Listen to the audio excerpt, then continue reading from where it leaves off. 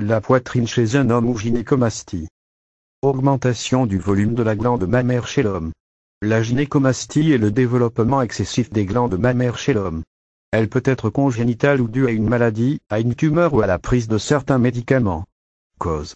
Les causes d'une gynécomastie sont diverses. Médicamenteuses, prise de digitalique, d'antialdostérone, métabolique, insuffisance hépatique, hormonale, adénome à prolactine, atteinte testiculaire, ou encore mécanique, irritation locale.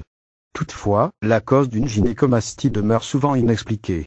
Chez le nouveau-né et le jeune adolescent, une gynécomastie transitoire, s'étalant sur quelques mois, peut survenir en raison d'un déséquilibre hormonal au profit des hormones féminines, mais elle disparaît spontanément avec le temps. Diagnostic. Le diagnostic de gynécomastie est clinique, mais il doit souvent être complété par une mammographie ou une échographie. Ces examens confirment la présence de la glande ainsi que son homogénéité et ses contours. Un bilan hormonal vérifie par ailleurs les taux de testostérone, d'estradiol et d'hormones hypophysaires. Traitement. Il s'agit essentiellement du traitement de la cause, lorsque cette dernière est identifiée. Une gynécomastie prolongée, supérieure à 1 an, peut ne pas régresser du fait de l'installation d'une fibrose. Lorsque la cause n'est pas identifiée, ou que celle-ci n'est pas curable, un traitement par tamoxifène peut avoir une certaine efficacité.